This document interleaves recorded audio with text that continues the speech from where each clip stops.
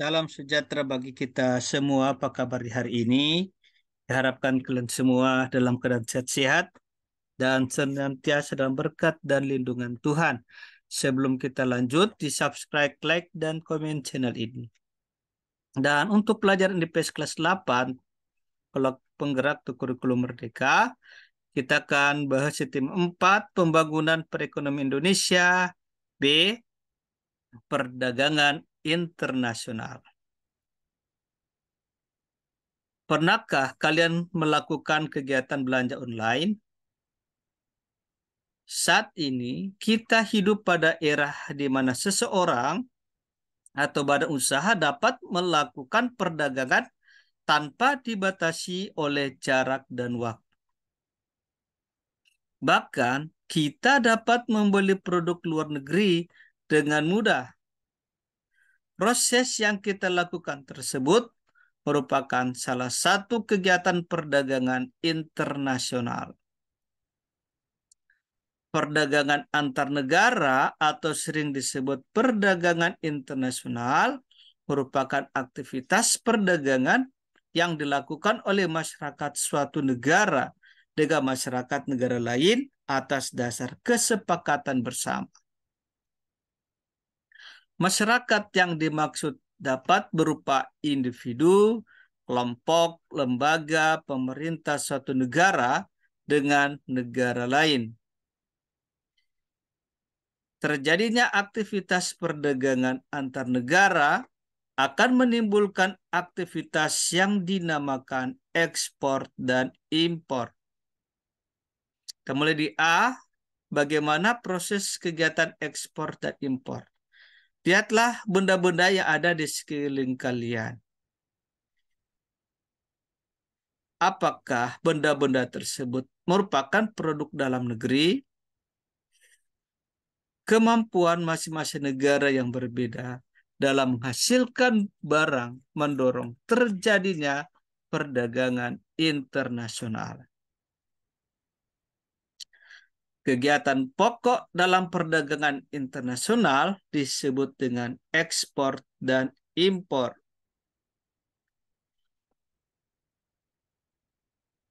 Ekspor merupakan kegiatan menjual barang atau produk ke luar negeri. Ekspor dapat dilakukan oleh perseorangan atau badan usaha. Pelaku ekspor disebut eksportir. Tujuan utama kegiatan ekspor adalah untuk memperoleh keuntungan. Barang yang diekspor dibayar oleh pihak pembeli dengan alat pembayaran berupa mata uang asing atau mata uang luar negeri seperti dolar. Mata uang asing ini selanjutnya ditukar menjadi rupiah pada bank dalam negeri. Mata uang asing ini ditampung oleh pemerintah dan disebut sebagai devisa negara. Devisa yang terkumpul akan digunakan untuk membiayai impor. Setelah kalian memahami kegiatan ekspor, kali ini kita akan membahas kegiatan impor. Kegiatan impor dapat diartikan sebagai kegiatan membeli barang dari luar negeri. Seseorang atau badan yang melakukan impor disebut importir. Seorang importir membayar barang yang dibeli dengan mata uang asing. Importir dapat menukarkan uang rupiah mereka dengan mata uang asing di bank dalam negeri. Selanjutnya digunakan untuk membayar barang yang diimpor. B. Bagaimana cara transaksi perdagangan internasional? Kalian sudah mempelajari proses ekspor dan impor dalam perdagangan internasional. Tentu saja, dalam kegiatan perdagangan internasional membutuhkan alat pembayaran sah antara kedua pihak yang melakukan transaksi. Tahukah kalian apa saja alat pembayaran perdagangan internasional? Untuk melakukan transaksi perdagangan internasional, ada beberapa cara yang dilakukan untuk melakukan pembayaran. Transaksi dalam perdagangan internasional. Pembayaran secara tunai atau cash. Pembayaran secara tunai dilakukan importir apabila importir membayar bersamaan dengan surat pesanan atau diterimanya kabar bahwa barang telah dikirim oleh eksportir. A. Surat wesel bank atas tunjuk. Surat wesel bank atas tunjuk adalah surat perintah yang dibuat bank domestik atau dalam negeri yang ditujukan kepada bank korespondensi di luar negeri. B. Commercial Bills of Exchange.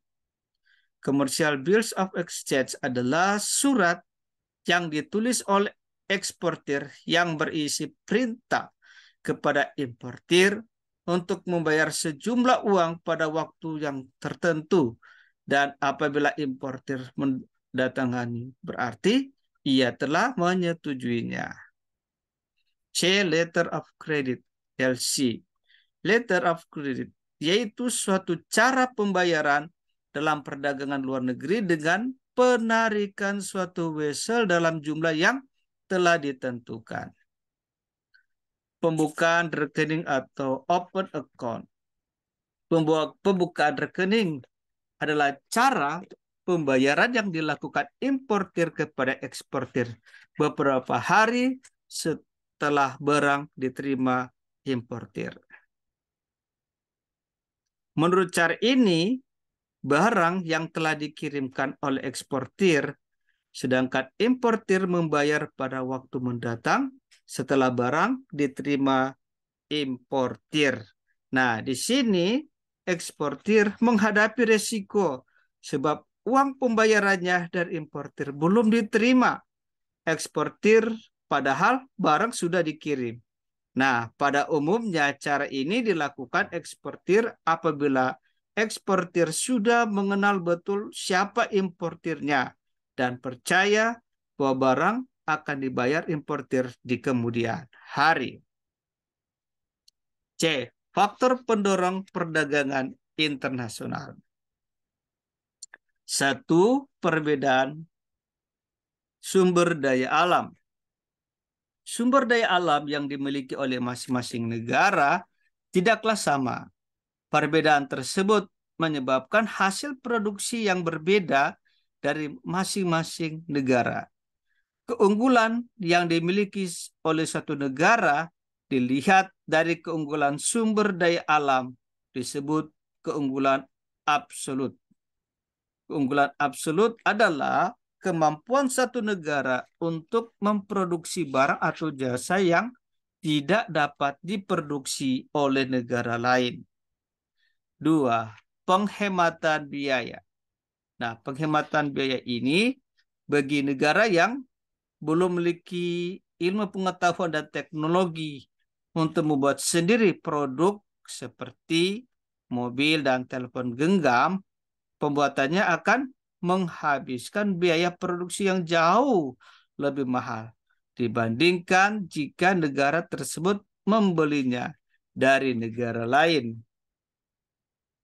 Yang ketiga, faktor pendorong ketiga adalah pemenuhan kebutuhan nasional. Negara yang memproduksi suatu barang belum tentu dapat memenuhi kebutuhan nasional terhadap barang tersebut. Misalnya, kebutuhan masyarakat Indonesia terhadap beras. Indonesia merupakan negara penghasil beras, tetapi jumlah yang dihasilkan tidak mampu mencukupi kebutuhan masyarakat terhadap konsumsi beras secara nasional. Oleh karena itu, Indonesia mengimpor beras dari Thailand. 4. Perbedaan penguasaan teknologi. Perbedaan teknologi mendorong terjadinya perdagangan internasional. Negara maju yang memiliki keunggulan teknologi mampu menghasilkan produk-produk canggih dan menjual produknya ke negara lain yang tidak memiliki keunggulan tersebut. Hambatan perdagangan internasional. Nah, barang apa yang kalian temukan di rumah yang merupakan produk buatan luar negeri? Nah, barang-barang tersebut dapat sampai ke tangan kalian karena adanya proses perdagangan internasional. Nah, kegiatan perdagangan internasional pada praktiknya tidak selalu berjalan dengan lancar. Jadi ada beberapa hambatan yang mempengaruhi kegiatan perdagangan internasional. Nah, ada beberapa hambatan ya. Dan berikut ini adalah hambatan dalam perdagangan internasional. Di antaranya perbedaan mata uang, kebijakan tiap negara yang berbeda-beda, dan adanya konflik serta peperangan.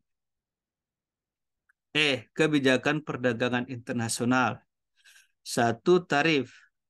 Tarif adalah pajak yang dikenakan atas barang-barang yang melewati batas suatu negara. Tujuannya untuk mengisi kas negara dan melindungi industri dalam negeri. 2. Kuota impor. Kebijakan untuk membatasi jumlah barang impor yang masuk ke dalam negeri. 3. Larangan ekspor dan impor. Larangan ekspor merupakan kebijakan pemerintah yang melarang barang dan jasa dijual keluar melebihi batas negara karena alasan-alasan tertentu. 4. Subsidi. Bantuan yang diberikan pemerintah kepada produsen dalam negeri agar dapat menjual barang lebih murah sehingga dapat bersaing dengan barang impor. Kebijakan yang kelima, premi. Pemberian dana dalam bentuk uang kepada produsen yang berhasil mencapai target produksi seperti yang telah ditentukan oleh pemerintah. Devisa. Devisa adalah semua alat pembayaran yang diterima sebagai alat pembayaran luar negeri atau internasional. Fungsi devisa adalah sebagai alat pembayar luar negeri, membayar impor barang, membayar jasa dari luar negeri, membiayai kunjungan pejabat ke luar negeri, membiayai pengiriman mahasiswa, misi kesenian, dan misi-misi lain ke luar negeri seperti kedutaan dan konsulat. Mengatasi kesulitan ekonomi dalam kaitannya dengan pembayaran luar negeri. Jenis devisa. 1. Devisa adalah devisa yang diperoleh dari kegiatan ekspor barang, penyelenggaraan jasa atau ekspor jasa, dan bunga modal. 2. Devisa kredit. Devisa kredit yang diperoleh dari pinjaman atau kredit luar negeri.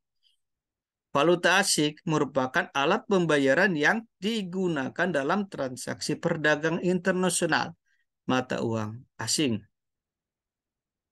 Terima kasih, demikianlah materi kita telah selesai. Tetap semangat belajar, Tuhan memberkati kita semua.